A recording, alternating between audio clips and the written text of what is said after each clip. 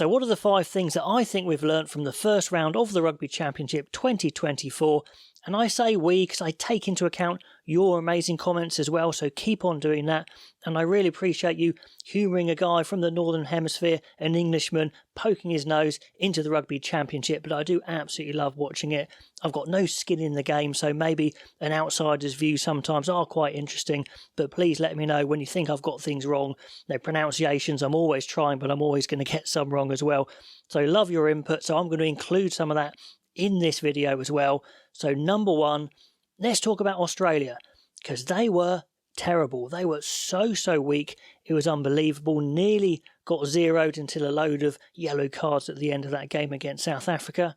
And they are an absolute shadow of the Wallabies that I remember growing up watching, the likes of Gregan and Larkham and all of that, George Smith, all of those great players, Genya. They've got nobody even close. They're completely all at sea.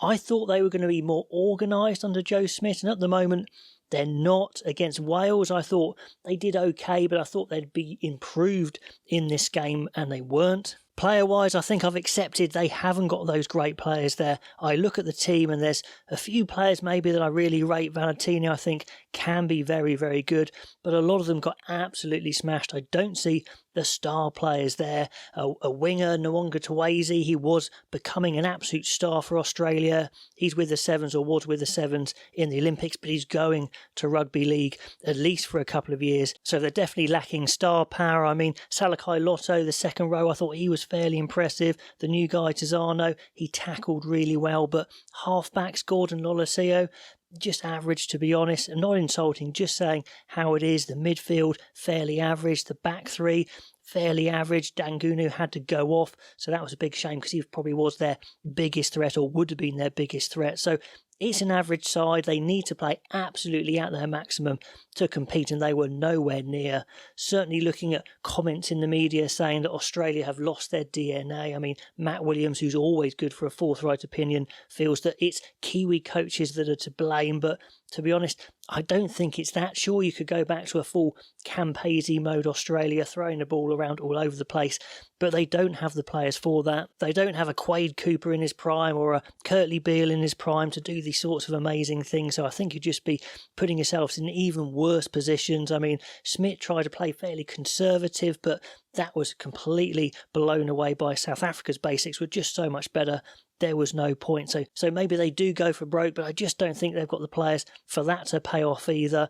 I think they need to be super low error and probably lose by a bit less, dare I say. And also, has Matt Williams forgotten that Eddie Jones was Australian and some other coaches in the past that didn't do so great? So not sure it's the coach's fault. I just don't think they're that good a side at the moment. They're definitely a level below, and it looks like they are the least strong side in the Rugby Championship. And could they avoid that wooden spoon, that last place? That's got to be their target, as harsh as that sounds. Point 2, the talent, I think, is with South Africa. At the moment, I can just see so much amazing talent in that side, established and new. We saw a brilliant start for Sasha Feinberg Magomazulu. I thought he had a good game, apart from one terror kick at the beginning. He really grew into it. He can put players through holes. We saw that for tries for like Peter Steph de Toy. He had some delay on his passes. He's got a massive kick. We know that. He's got a wicked side step, and he can tackle. Yeah, I think the guy has got all of it. I'd play him again. I will do a full video doing changes to selection, but I think keep him going for now. We know what Pollard can do. The more experience we can get in a winning South African side, better for him. So I think another game against Australia, maybe learning a few things from that first game. It was a really good experiment, if you like, a very successful one. But also going back to your comments, you guys pointed out that South Africa weren't anywhere near their best in that first half. They had so much possession, they should have scored more, and that has been something South Africa could improve in recent times. When they're in that killer zone, that red zone, they should convert a few more opportunities, but that should come. There is innovation there. We can see it from their new attack coach. So much innovation, getting players like Ches and Colby involved all the time. So many new variations that we've just never seen before. Now, saying South Africa are boring is an old trope there. It's just not true. They're so inventive. But I do think they can do a bit more still in attack. So room for improvement, and they just swatted Australia aside so easily with their basics. That is a good sign. Then let's talk about Argentina. They were better than I thought. I thought they would be decent. I thought they might not be strong enough to beat New Zealand, but Argentina were better than I thought. I mean, it is the core of the team from the World Cup. They're incredibly experienced. A lot of their best players of all time in here. I mean, look at that back row. Matera, Kremer, Gonzalez, all complement each other, all absolutely at the top of their game, and they were absolutely fantastic. Bertrand Carreras, an absolute terror at half-back. The centres are strong, the back three strong. It's a really, really good Argentinian side. And they have a great chance to beat New Zealand again because they've got that all-round game. I remember watching them in 2022 when they beat New Zealand at home by doing the basics well, some kick chase, stuff like that. A few things went their way. Really fired up. They got the win. But then next week they got absolutely battered as they fell apart.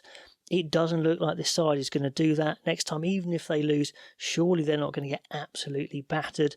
It looked like kind of a side that could play every style of rugby, tight, move it wide, kick chase, the whole lot. This looks like the real deal. What a chance this is to go back-to-back in New Zealand. Absolutely historic stuff. So I'd say that win in New Zealand was better, in better style than the one they had in 2022. Then, of course, New Zealand smashed them in the Rugby Championship in 2023, the shortened one, and in the World Cup semi-final. So to come back with this win is absolutely amazing. They could be the real deal. They then go back-to-back against Australia at home. They could be in a fantastic position after 4 games. They should get excited, but they've got to fear that bounce back from New Zealand. Talking about New Zealand, we can see that Scott Robertson has work to do. And the comments were pretty much saying that New Zealand are pretty rubbish at the moment. Well, yeah, compared to where they have been in the past, yes, they are. In the general world scheme, if you didn't know who the All Blacks were, you'd say, oh, they're a decent side. They're there along the sides of, like England, Argentina, in that sort of bracket. Maybe you're not a top one. But yeah, compared to New Zealand sides of the past, really, really poor. Loads of mistakes. But they really could and maybe should have won that game, playing not very well. If Damien McKenzie hadn't had a rush of blood to his head and fired that massive pass back into his own dead ball zone, they probably would have won or could have won closely, and maybe we'd be saying they're building something.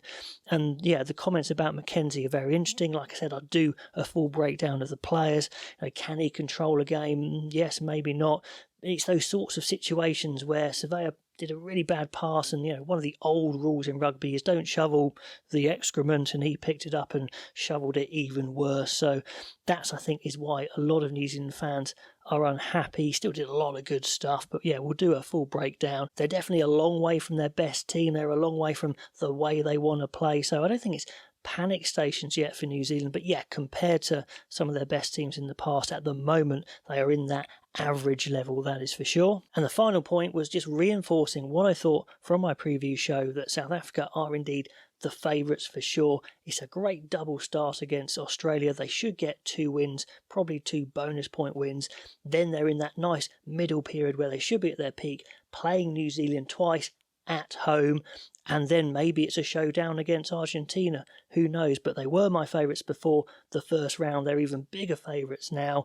A dominant win, but still with room to grow. That's a great position for me. First 2 tests against Australia should be 2 from 2. They're firing, they're the favourites, but do let me know your takeaways down below. And if you like these sorts of videos, please do like, please do subscribe. It really helps the channel, and I'll catch you next time.